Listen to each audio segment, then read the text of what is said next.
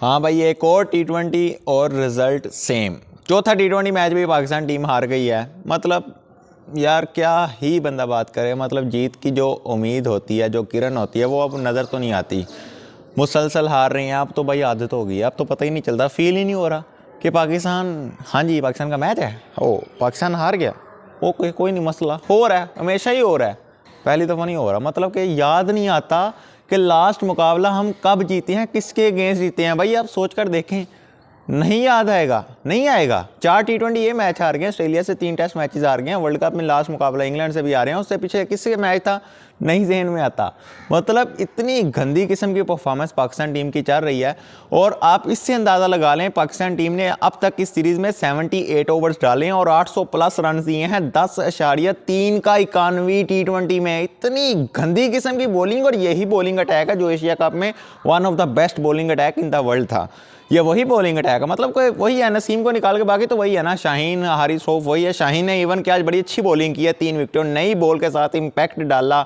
21 run पर 3 New Zealand के हमने खिलाड़ी पकड़े हुए थे, लेकिन फिर भी 159 स्कोर ही आपका कोई इतना बड़ा नहीं था। लेकिन दीगर बॉलर सभी फ्लॉप हुए हैं, किसी एक ने भी, जिसे कहते हैं ना, वो परफॉर्मेंस नहीं दिखाई। जमान खान ने बॉलिंग अच्छी की है, लेकिन बॉलिंग अच्छी करना ही इधर चीज़ें नहीं होती भाई, विकटें भी लेना ज़रूरी होती है। न्यूजीलैंड कंडीशन में जिस तरह न्यूजीलैंड के आज लोके फर्गूसन ने बॉलिंग की, जिस तरह के आपको स्लोर वन में आपने उसको फंसाया, उसके अलावा आपके वो तेज़ डिलीवरी डाल रहा था, उसमें आप फंसे हैं, अपनी पेस से उसने काबू किया बाबर को, स्पेशली 149 किलोमीटर फी घंटा की रफ्तार से बॉलिंग थी बाबर को जो आउट किया। इस सीरीज़ में बड़ा अच्छा किया है, 3 मैचों में 3 की 3 50 आई थी, और आज भी बाबर का स्ट्राइक रेट 172 था। गो के बाबर ने जस्ट 19 रन बनाए थे, लेकिन स्ट्राइक रेट उसका आज भी बड़ा ब्रिलियंट किस्म का था। लेकिन सूरज वगैरह भी निकल चुका है, मैंने कहा चलो इधर फेस कर लेते हैं। लेकिन मैच पर पूरा एनालाइज करते हैं।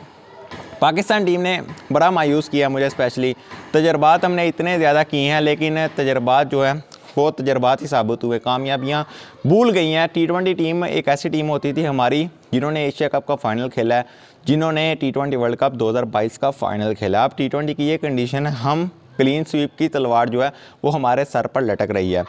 पिछले 14 मुकाबलों में से आलमोस्ट हम 12 मैचेस हार चुके हैं इंटरनेशनल क्रिकेट में। आप अंदाज़ा कर लें, इंटरनेशनल क्रिकेट में सिर्फ 2 मुकाबले जीते हैं। इतनी गंदी किस्म की हमारी सूरत हाल हो चुकी है। अभी तक हम बहुत ज़्यादा हैप्पी हैं कि हमारी परफॉर्मेंस बड़ी अच्छी चल रही है। अब ये सवाल ये है कि ये लड़के बूढ़े नहीं हैं, ये लड़के बहुत ही आउटस्टैंडिंग है। ये इवन के यही हमारी बेस्ट प्लेइंग 11 है, बेस्ट टीम खेल रही है। 1-2 प्लेयर्स को निकाल कर बाकी सारी टीम वही है, इफ्तिखार वगैरह सारे वही हैं। इफ्तिखार ने भी चौथे मैच में भी मुसलसल मायूस किया। आजम खान को गो के मौका नहीं दिया गया, उनको चेंज किया गया था। रिजवान विकेट कीपर के तौर पर खेल रहे थे, लेकिन रिजवान ने तो 90 रन बना दिए। लेकिन अब लोग रिजवान पर क्रिटिसाइज करने लग जाएंगे कि भाई रिजवान 63 बॉलें खेल गया, 142 का स्ट्राइक रेट है, बहुत कम है, ये है वो है। बातें करेंगे लोग, करेंगे, क्योंकि करते हैं। हमारा मिडल ऑर्डर ही नहीं चल रहा, सबसे बड़ा क्वेश्चन है। जब आपका मिडल ऑर्डर नहीं चलेगा, जब ऊपर जो भी बल्लेबाज खड़ा होगा उसका स्ट्राइक रेट यही होगा। ऐसा नहीं हो सकता कि आपका कोई लड़का नहीं। अब मैं आपको एग्जांपल देना चाहूँगा, इंडिया अफगानिस्तान का लास्ट मुकाबला हुआ, इंडिया के कप्तान रोहित शर्मा ने 121 रन बनाए।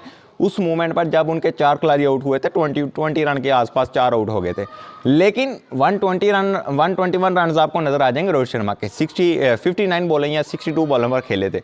लेकिन आपको ये चीज़ भी साथ याद रखनी चाहिए, रोहित शर्मा के साथ भी कोई खड़ा था, रिंकू सिंह जैसा बल्लेबाज, जिसने लास्ट 3 बॉलों पर 3 छक्के भी लगाए थे और 39 बॉलों पर 74 को रन उसने बनाए थे। मतलब एक एंड पे उसने भी अच्छा खासा चार्ज किया था, तो रोहित पर प्रेशर रिलीज हुआ, रोहित ने भी जारहाना अंदाज अपनाया। लेकिन इधर ऐसा नहीं है, इधर बाबर खड़ा होता है, दीगर सभी बल्लेबाज जो है वो आउट हो जाते हैं। रिजवान खड़ा हुआ, आज बाकी सारे जो है वो दगा कर गए। तो अकेला बल्लेबाज कुछ नहीं कर पाता। आप ये एजेंडा चलाना बंद करेंगे, बाबर बाबर बाबर, आप रिजवान के पीछे चल जाए। भाई ये एजेंडा छोड़ें। आपने जब से ही ओपनिंग पेयर, मैंने ओपनिंग पेयर पर मैंने वीडियो बनाई थी, मैंने कहा था कि पाकिस्तान की सबसे कामयाब ओपनिंग जोड़ी, ये मेरे अल्फाज थे, उसको तोड़ दिया इन्होंने, ये अल्फाज थे मेरे। तो भाई वो गलत नहीं है। आप स्ट्राइक रेट को, रमीज राजा ने भी कल कहा था कि स्ट्राइक रेट की बेस पर आप अपनी टीम की ओपनिंग जोड़ी नहीं हिला सकते। समझ से बाहर है। जो एक ओपनिंग जोड़ी जिसने दुनिया में अपनी पहचान बनाई है, one of the best opening pair बना हुआ था, उसको आपने चेंज किया। दुनिया में एक पहचान उस ओपनिंग जोड़ी की बनी हुई थी, लेकिन आपने चेंज करके इधर मारा उधर मारा और सारा कॉम्बिनेशन देख लिया। देख लिया, इवन के शाहीन शाह अफरीदी जो हमारे कप्तान है T20 के, वो भी नहीं चाहते थे कि बाबर रिजवान की जोड़ी टूटे। और यार सारा कम्बिनेशन ही खराब हो जाता जब आप स्पेशलिस्ट ओपनर्स जो हैं उनको हटा दें। जैसे बाबर रिजवान स्पेशलिस्ट बने हुए थे ना भाई, काफ़ी रिकॉर्ड्स उन्होंने अपने नाम किए हैं, काफ़ी शानदार किस्म की पार्टनरशिप करवाते हैं और पाकिस्तान की पिछले 1.5-2 साल से बड़ी अच्छी परफॉर्मेंस है ये T20 में, स्पेशली जब से ये दोनों ओपनिंग कर रहे थे। तो पाकिस्तान एक मजबूत साइड T20 में बनी हुई थी। आपको याद होगा T20 वर्ल्ड कप 2022 फाइनल में हम गए थे और फाइनल में भी थोड़े से रन बनाकर भी हमने बड़ा कंपटीशन किया था। हमने एक दफ़ा इंग्लैंड को हला के रख दिया था। सेमीफाइनल में न्यूजीलैंड से जीते, उससे पहले साउथ अफ्रीका से जीते, उससे पहले अगर बात करें इंडिया से सिर्फ मैच हारे थे, दीगर मैचेज हम वर्ल्ड कप में जीते थे। लेकिन इंडिया वाला मैच भी बड़ा फंसा था, याद होगा आपको। हमारी T20 क्रिकेट बड़ी शानदार चल रही थी जब बाबर रिजवान ओपनिंग था, हरा के बड़ा अच्छा वर्ल्ड कप गया है। उसके अलावा एशिया कप का फाइनल हमने खेला है। तो आप इससे जाहिर होता है कि जब आप कम्बिनेशन को हटाकर कुछ उल्टे सीधे स्टेप लेते हैं, कुछ यंगस्टर होना बहुत अच्छी बात है, यंगस्टर का टीम में आना बड़ी अच्छी बात है, लेकिन यंगस्टर ये बात भी आपको समझनी पड़ेगी कि यंगस्टर का लीग्स में खेलना और इंटरनेशनल में खेलना बहुत डिफरेंस होता है। लीग में तो वो हीरो बना होता है ना, लीग में तो वो उसकी लीग होती है, लीग में जो मर्जी बंदा चल जाता है, लेकिन इंटरनेशनल मैच का अलग प्रेशर होता है। आपने एग्जांपल देखी, साइम अयूब सिर्फ एक मैच में चला है, 3 में फ्लॉप हुआ है। कंसिस्टेंसी की कमी होती है भाई, नया लड़का कंसिस्टेंट नहीं हो सकता, नए लड़के को प्रेशर हैंडल करना पड़ता है, वो अभी बहुत टाइम है, साइम अयूब उस तरह नहीं कर पाएगा। बहुत बड़ा क्वेश्चन मार्क है कि वर्ल्ड कप में पाकिस्तान किस ओपनिंग पेयर के साथ जाएगा, लेकिन दिल इस वक्त टूटे हुए हैं कि 4 के 4 मैचेस भी हार गए। अफसोस हो रहा है, इस तरह की परफॉर्मेंस पाकिस्तान दिखा रहा है, मतलब फील ही नहीं आता। पाकिस्तान का मैच होता है बस ये है यार, ये भी हार जाना बड़ी मुश्किल है, नहीं जीत सकते, ये फील आता है। आपने फैंस को इतना ज़्यादा डिसाइड कर दिया है कि मतलब आप सोच ही नहीं रहे कि हम जीतना भी है हमने, मतलब फील ही नहीं होता यार हार गए, हाँ तो आगे कौन सा जीत रहे थे, हारे मैच हार तो रहे थे, ये माइंड में आता है। इस तरह की क्रिकेट, इस तरह के फैसले, ज़कात शेफ साहब को सलाम करें, मतलब कि इतने अच्छे फैसले कर गए हैं। तो यही होना यार, जब आप बनी बनाई सारी चीज़ें को छेड़ेंगे, कप्तान को चेंज करेंगे। इवन के बाबर T20 का बुरा कप्तान नहीं था, 42 मैचेस में कामयाबी पाकिस्तान टीम को दिलवाई हुई है, 71 मैचेस में पाकिस्तान टीम की कमान संभाली हैं, ऑलमोस्ट तीसरे नंबर पे बेस्ट कैप्टन है इन द वर्ल्ड, तीसरे नंबर पर हम अंदाज़ा कर लें। तो अच्छा फैसला नहीं था, हमने बाबर के साथ अकेले के साथ नहीं किया, हमने सरफराज के साथ भी यही किया है। सरफराज ने भी उसकी कैप्टनसी में तो पाकिस्तान पहले नंबर पर T20 में गया था, पहली बार। बाबर की बारी भी गया था, बाबर भी नंबर 1 पर T20 का बल्लेबाज था और पाकिस्तान टीम भी नंबर 1 थी, लेकिन सरफराज की बारी भी भाई पाकिस्तान टीम नंबर 1 थी। पाकिस्तान 2018 में मुझे याद आता है, अक्सर वीडियो में मैं जिक्र करता हूँ कि पाकिस्तान टीम न्यूजीलैंड गई थी सरफराज की कैप्टनसी में, और हम न्यूजीलैंड को 3 T20 मैचेस की सीरीज़ में क्लीन स्वीप करके आए थे। लेकिन अब ये हाल है कि हम खुद क्लीन स्वीप हो रहे हैं 5-0 से, 5वां मैच रह गया, 4 के 4 हार गए हैं।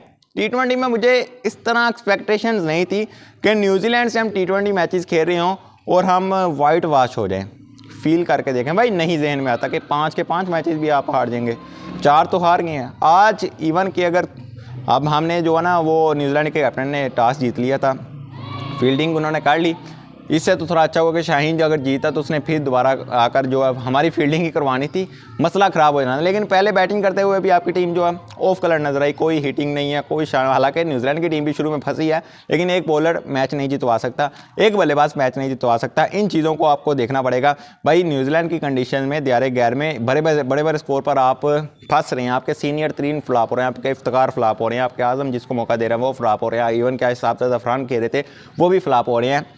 बाबर अकेला क्या करे, रिजवान अकेला क्या करे, फ़खर अकेला क्या करे। जब एक एक करके एक बल्लेबाज हर मैच में चलेगा तब नहीं कुछ होगा, 2 बल्लेबाजों को एटलीस्ट का लेना पड़ेगा। जैसे आप देखें इंडिया वाला मैच मुझे याद आता है बार बार, 20 पर 4 खिलाड़ी आउट थे, विराट जैसे सीनियर आउट हो जाता है, उस मौका पर रोहित शर्मा और रिंकू सिंह मिलकर इतनी लंबी इनिंग्स खेल देते हैं, 212 तक स्कोर ले जाते हैं। आप अंदाज़ा कर लें, ऑलमोस्ट 200 के करीब की पार्टनरशिप लग जाती है। तो आप इससे अंदाज़ा कर लें, जब 2 बल्लेबाज सेट हो जाते हैं, चाहे जितना मर्जी कम नेट रन, 4 पॉइंट समथिंग चल रहा था उनका जब 4 खिलाड़ी आउट थे, तो जहां 4 पॉइंट समथिंग था आप उससे अंदाज़ा लगा लें 10 पॉइंट समथिंग ले गए, इतना ज़्यादा फ़र्क पड़ जाता है। लेकिन होता तब है जब दोनों बल्लेबाज साथ दें। एक अकेला अगर रोहित शर्मा उस दिन खड़ा होता ना, जहां आपको 62 पर 121 नज़र आ रहे हैं ना रोहित शर्मा के, वहां आपको 80 बॉलों पर 120 भी नज़र नहीं आने थे। इतना मतलब प्रेशर पड़ जाता जब अकेला सिंगल बल्लेबाज होता, वो अकेला कुछ नहीं कर सकता भाई। 2 एटलीस्ट एक एंड पे खड़े हों, 2 बल्लेबाज संभालें, फिर जाकर मैचेस जीते जाते हैं। लेकिन एनीवे होप तो वही है कि पाकिस्तान नेक्स्ट मैच में कम बैक करे, लेकिन सिर्फ होप ही है, कुछ कह नहीं सकते। ये भी दिल टूटे हुए हैं भाई, कुछ नहीं हो सकता पाकिस्तान टीम का।